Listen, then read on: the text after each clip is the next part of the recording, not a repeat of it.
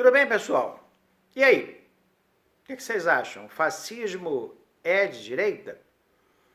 Olha, eu tenho quase que a convicção absoluta de que uma boa parte de vocês responderia a esta pergunta com um sim categórico. E é justamente por isso que eu me animei a fazer este vídeo para tentar desmistificar algumas ideias relacionadas ao fascismo que tem uma atualidade permanente, né? Haja vista o movimento Antifa, né, no Brasil, nos Estados Unidos, contra aquilo que seriam governos fascistas, né? Nada mais equivocado, entretanto. Voltemos então no tempo para tentar chegar à compreensão mais clara sobre o que se passa. O Antifa, antes de mais nada, foi fundado originalmente pela esquerda norte-americana. Sim, há uma esquerda norte-americana muito atuante até os dias de hoje, em 1924, como uma forma de protesto pela chegada ao poder na Itália do Benito Mussolini.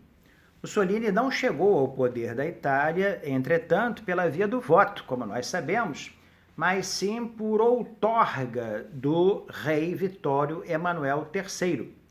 A Itália era então uma monarquia parlamentar, mas depois da Primeira Guerra Mundial, a Itália ficou num cenário de caos econômico, social e político, no qual socialistas e comunistas disputavam quem tomaria o poder, aproveitando justamente da anarquia reinante.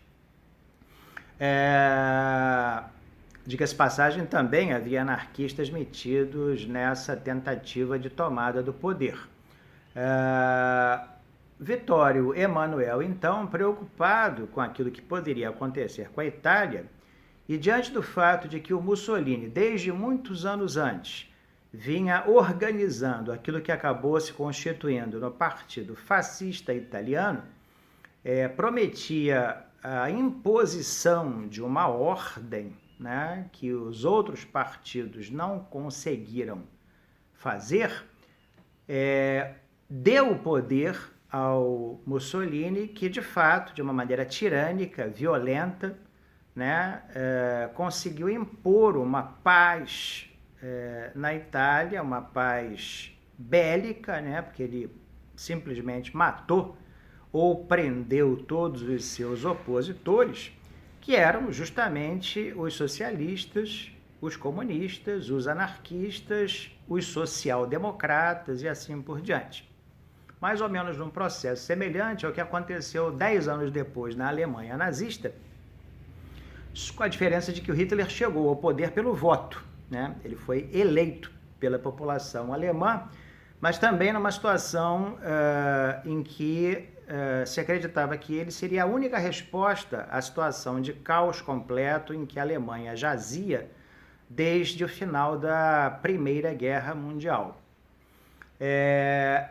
O que não se diz, entretanto, né, é que o Mussolini foi um aguerrido militante socialista desde a adolescência até a sua expulsão do Partido Socialista em 1914.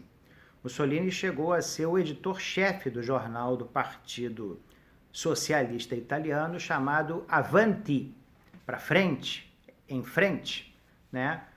Órgão este, diga-se passagem, que em boa medida era curiosamente financiado por burgueses italianos que encontravam no socialismo uma espécie de diversão intelectual ou talvez uma forma de expiação das suas culpas por viverem tão confortavelmente numa nação que estava devastada pela pobreza, pelo caos. Na verdade, uma das financiadoras principais do jornal Avanti foi, durante muitos anos, amante do Mussolini, né, e foi uma das mentoras intelectuais do Mussolini. uma figura completamente apagada pela história, assim como o teórico do fascismo, que foi um camarada chamado Giovanni Gentile, um filósofo, um socialista de grande importância, de grande difusão social e acadêmica na Itália, no final do século XIX, começo do século XX. Então vejam que coisa curiosa, né? Nós sabemos perfeitamente quem é o filósofo do capitalismo, Adam Smith. Nós sabemos também quem é o filósofo do socialismo, Karl Marx. Mas quando nós tentamos saber quem é o filósofo do fascismo, há uma cortina de fumaça, há um buraco negro, como se não existisse um teórico do fascismo. Essa tentativa de encobrimento, na verdade, é talvez facilmente discernível pelo fato de que, desde muito tempo, os professores de história e de humanas, de um modo geral, são esquerdistas. E, portanto, não interessa muito a eles deixar claro para os seus alunos os pertencimentos inequívocos que existem entre o socialismo e o fascismo. Pertencimentos estes que dizem respeito a 3 ou 4 aspectos cruciais. O primeiro deles seria justamente aquele que afasta completamente o fascismo do pensamento de direita. O pensamento de direita, como nós sabemos, é balizado pelo pensamento liberal, seja em economia, seja em política. A saber, a defesa das liberdades individuais, das liberdades coletivas, a defesa do livre comércio, da iniciativa privada, do mercado e da diminuição do papel do Estado ao menor tamanho possível. Os liberais acreditam que o Estado tem um valor, mas é um valor relativo e que será tanto maior quanto menor ele for. Fascistas, entretanto, à semelhança de seus irmãos socialistas e comunistas, acreditam num Estado absolutamente hegemônico, no caso do socialismo e do comunismo, inclusive detentor dos meios de produção, acreditam que liberdades individuais e coletivas são coisa para burgueses e abominam o mercado, se é que acreditam no mercado. Verdadeiramente, é justamente por descrerem da existência do mercado que não se pode verdadeiramente afirmar que existam economistas de esquerda. Porque ou o sujeito é de esquerda ou é economista, já que o conceito de mercado está na base do pensamento econômico. O fascismo, entretanto, tem divergências em relação ao socialismo e ao comunismo. E estas diferenças se resumem ao fato de que, para o fascismo, que é uma forma de socialismo, não podemos esquecer que na Alemanha o Partido Nazista tinha verdadeiramente o nome completo de Partido Nacional Socialista dos Trabalhadores Alemães, e a forma sintética foi Partido Nazista, mas era de um socialismo nacionalista que se tratava. Fascistas e nazistas, então, permitem que a iniciativa privada continue existindo porque espertamente sacam que o Estado não é capaz verdadeiramente de gerar riqueza. O Estado pode, quando muito, se utilizar da riqueza produzida pelo mercado, pela iniciativa privada, para distribuir a renda da maneira mais equitativa possível entre a população. Coisa que a gente sabe que, entretanto, não é fácil de fazer.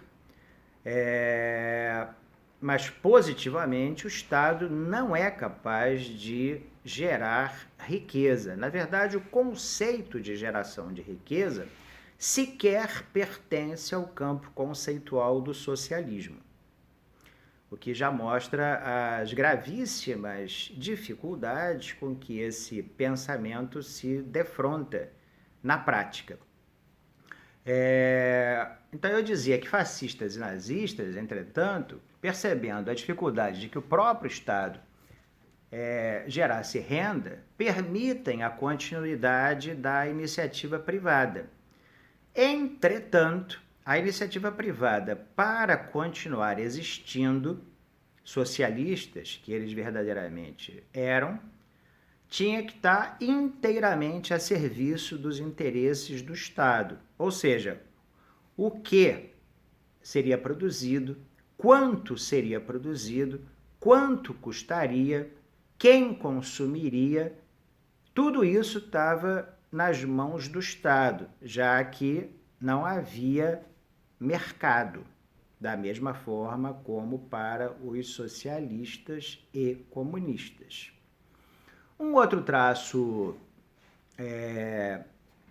de diferença entre o socialismo, o comunismo e o nazismo, o fascismo, é o fato de que o socialismo e o comunismo não são canonicamente nacionalistas, porque eles apregoam a ideia de uma nação mundial de proletários para a qual não haveria fronteiras nacionais. Um eloquente exemplo disso é a última frase do Manifesto Comunista de Marx e Engels, de 1848, onde está escrito assim: proletários de todo o mundo, univos. Ou seja, esqueçam que vocês são brasileiros, italianos, argentinos, mas unam-se para além das fronteiras nacionais, para além dos nacionalismos, na qualidade comum que vocês têm de trabalhadores. Essa é uma utopia que jamais foi alcançada e provavelmente jamais o será, dentre outras razões, porque com a expansão do capitalismo e da renda que ele produz, os trabalhadores, ao invés de desejarem se tornar socialistas ou comunistas, desejaram se beneficiar das benesses que só o capitalismo pode oferecer. No Brasil, nós temos um exemplo disso bastante curioso, né? Objeto de muitas piadas, que é o socialista de iPhone. Eu costumo dizer que professores da UF gostam de usar óculos Armani para melhor enxergarem as mazelas da sociedade brasileira. Então, não rola a ideia de geração de riqueza sob o Estado, sob o controle do Estado, com o Estado sendo detentor dos meios de produção. Nazistas e fascistas, entretanto, permitiram a continuidade da iniciativa privada, justamente para se locupletar dela. Mas não havia mercado, propriamente dito, no fascismo e no nazismo, na medida em que você não podia comprar qualquer coisa, consumir qualquer coisa, e muito menos quem quer que fosse poderia fazer essas escolhas. Tá claro? Ou seja, não havia mercado, havia iniciativa privada, mas completamente, hegemonicamente dominada pelo Estado. No socialismo, no fascismo e no comunismo, portanto, a ideia de primazia do Estado, de um Estado grande, onipotente, controlador de tudo e de todos, em desrespeito a direitos individuais, direitos coletivos, é a marca registrada até os dias de hoje. Então, quando você chama alguém de fascista, associando o fascismo ao pensamento de direita, na verdade você está cometendo um equívoco cavalar, brutal, né? Porque o pensamento de direita está sintetizado, basicamente, representado basicamente pelo pensamento, pelo credo político-econômico liberal, que defende então o quê? Um Estado mínimo para que ele possa cumprir as funções que lhe são inerentes, a saber, segurança, educação básica, nunca superior, porque isso produz desigualdade, e saúde pública, sem, entretanto, ter que ser eliminada a iniciativa privada, tanto no caso da educação, quanto no caso da saúde, porque é saudável a concorrência, é saudável a existência de iniciativa privada em todos os âmbitos da atividade humana. Mas no sentido de tornar a sociedade mais equitativa, mais equilibrada, então o pensamento liberal defende a ideia de que o Estado se ocupe desses itens, porque um garante a ordem social, outro garante uma igualdade de oportunidades a ricos e pobres naquilo que realmente importa, o ensino fundamental, e a saúde pública, da qual apenas uma pequena parcela da população pode dispor, enquanto que a grande maioria da população não dispõe de saúde de qualidade. Então, o pensamento liberal sempre foi combatido tanto pelo socialismo, quanto pelo comunismo, quanto pelo fascismo. Então, eu não vejo como, em primeiro lugar, chamar de fascistas pessoas de direita. Da mesma forma, não vejo como não associar, por todas estas razões que eu elenquei, o fascismo ao socialismo e ao comunismo. Então, eu diria que, em primeiro lugar, o fascismo não tem nada a ver com o pensamento político nem econômico da direita, que, aliás, apregoa a existência, a validade da democracia representativa. Enquanto que, para o fascismo, o comunismo e o socialismo, a democracia representativa é uma invenção burguesa. Então, o que preconizam essas três doutrinas, esses três regimes de governo, fascismo, socialismo e comunismo, é a ditadura do partido único. Não há antagonismos políticos e em todos os países onde esses regimes foram implantados, o que houve foi não apenas a proibição da existência de quaisquer outras forças políticas, como o assassinato, muitas vezes em massa, de todos os opositores, igualmente de fascistas, socialistas e comunistas, com a ressalva, entretanto, de que, sob o signo do socialismo e do comunismo, provavelmente, dizem algumas expectativas, foram mortos alguma coisa em torno de 150 milhões de pessoas, enquanto que, sob o signo do nazifascismo, foram mortos 15 milhões de pessoas. Uma boa diferença, né? De 10 para 1.